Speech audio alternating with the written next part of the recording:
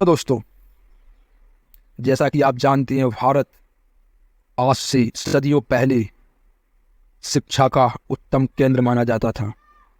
जी हाँ, आज हम बात कर रहे हैं पुष्पगिरी महाविहार, एक खोया हुआ ज्ञान का केंद्र। कहा जाता है कि यह प्राचीन भारत में शिक्षा के सबसे बड़े केंद्रों में से एक था, जिसे नालंदा, विक्रमशिला और तक्षशिला के बराबर माना जाता रहा है। पुष्पगिरी महाविहार या पुष्पगिरी विश्वविद्यालय का उल्लेख 7वीं शताब्दी के प्रसिद्ध चीनी भिक्षु और यात्री हेनत्सांग के दस्तावेजों में मिलता है। ऐसा माना जाता है कि शिक्षा का प्रमुख बौद्ध केंद्र पुष्पगिरी 2वीं सदी ईसवी पूर्व से लेकर 10वीं सदी तक खूब फूला फला था। कुछ विद्वानों की राय और खुदाई के नतीजों से अनुमान लगाया गया था कि ये स्थान उड़ीसा में लंगड़ी पहाड़ियों पर रहा होगा। बहरहाल, ये लापता विश्वविद्यालय आज भी अनगिनत रहस्यों से घिरा हुआ है। इस स्थान में 200 से अधिक बौद्ध स्थल हैं। 3री सदी ईसा पूर्व में मौर्य सम्राट अशोक की कलिंग की विजय के साथ बौद्ध धर्म, इसकी विचारधाराएं और शिक्षा के साथ साथ कला और वास्तुकला को यहाँ प्रोत्साहन मिला। पुष्पगिरी विश्वविद्यालय की खोज करने में ललितागिरी, रत्नागिरी और उदयगिरी के बौद्ध परिसर बहुत महत्वपूर्ण साबित हुए हैं।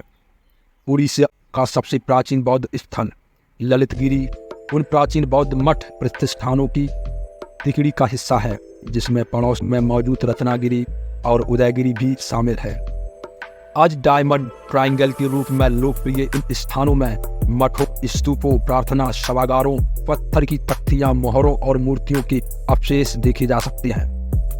बौद्ध स्मारकों के इतने सारे अवशेषों के कारण अभी हाल ही यानी सन 1999 के दशक तक माना जाता था कि इनमें से एक स्थल या सभी स्थल प्राचीन पुष्पगिरी विश्वविद्यालय के केंद्र थे।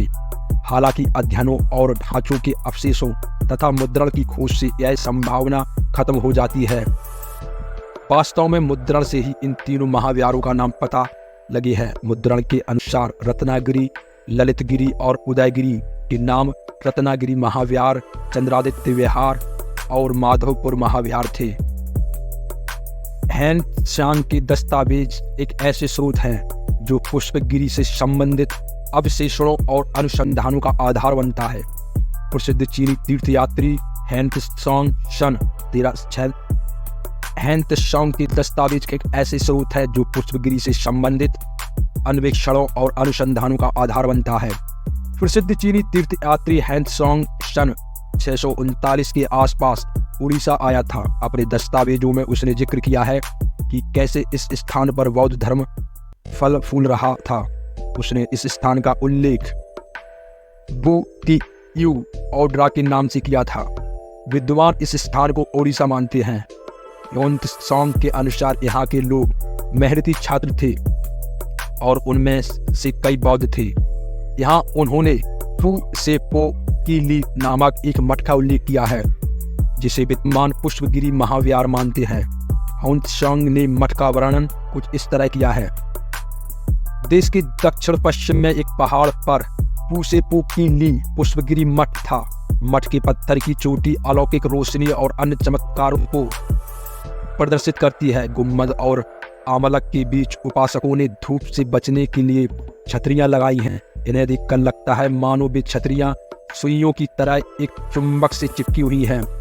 चीनी मामलों के फ्रांसीसी विद्वान स्टानिस्लास जूलियन और चीनी ग्रंथों का अनुवाद करने वाले अंग्रेज विद्वान सैमुएल वियाल जैसे विद्वान ने पूसीपी की ली की पुष्पगिरी और देश की कोटा या उद्र नाम से व्याख्या की है। कुछ विद्वानों के अनुसार यह उड़ीसा के जाजपुर जिले में लांगुड़ी पहाड़ियों का बौद्ध स्थल था, जिसकी पहचान प्राचीन पुष्पगिरी विश्वविद्यालय के रूप में हुई थी। सन 1990 के दशक की शुरुआत तक लांगुड़ी के बौद्ध परिसर पर अवशेष ध्यान नहीं गया था। फिर हरिश्चंद्र पृष्टि और प्रदीप मोहंती जैसे विद्वानों ने अपने लेख में इस स्थल का वर्णन किया, जो Deccan college research institute of Pune की एक पत्रिका में प्रकाशित हुआ था। सन 1996 और सन 2006 के बीच लांगुड़ी में खुदाई की गई, जिसमें महत्वपूर्ण रचनात्मक अवशेष निकले।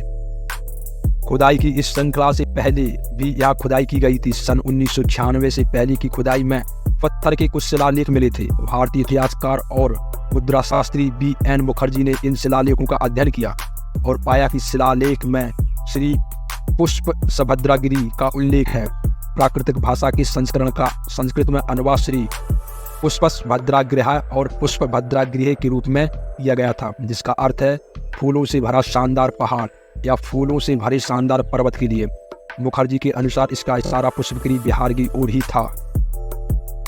अपनी पुस्तक एक्सकेवेशंस एट उदयगिरी 2 में लेखक विमल बंदोपाध्याय B.N. मुखर्जी के काम और शिलालेखों पर उनकी टिप्पणियों का जिक्र करते हुए लिखते हैं कि मुखर्जी के अनुसार इस निष्कर्ष को ब्राह्मी लिपि में लिखे एक अन्य अवलोकनों से बल मिलता है, जिसकी खोज D.R. प्रधान ने संबंधित क्षेत्र में की थी।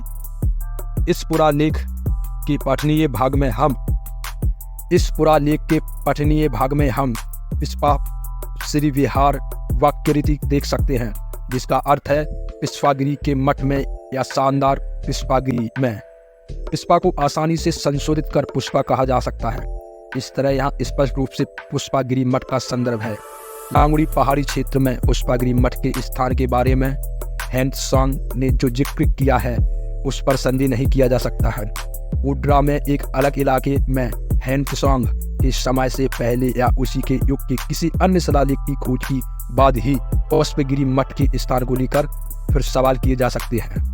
बहरहाल यह लांगुड़ी में पुष्पगिरी के अस्तित्व की पुष्टि करने के लिए पर्याप्त नहीं था। बाद में लांगुड़ी में उत्खनन से एक बड़ा स्तूप या महास्तूप मिला जो लैटराइट मिट्टी की एक दीवार से घिरा हुआ था और जो आयताकार है और जली हुई ईंटों से ढका हुआ है।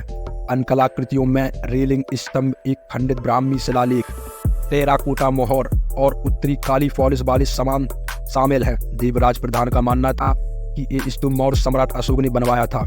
खुदाई में चट्टान को तराश कर बनाए गए स्तूप और उभरी हुई नक्काशीदार छवियों भी मिली हैं। अगर दोस्तों वीडियो को लाइक नहीं किया है तो पहले लाइक कर दें।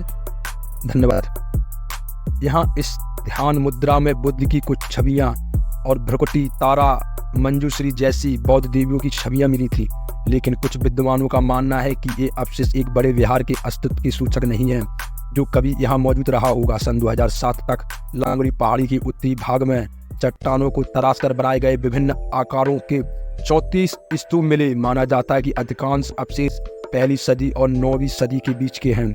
कुछ विद्वान यहाँ एक प्रमुख बौद्ध मठवासी प्रतिष्ठान के अस्तित्व की बात करते हैं। सन 2007 में भारतीय पुरातत्व सर्वेक्षण ने लांगुड़ी पहाड़ियों की खुदाई वाली जगह को अपनी देखरेख में ले लिया।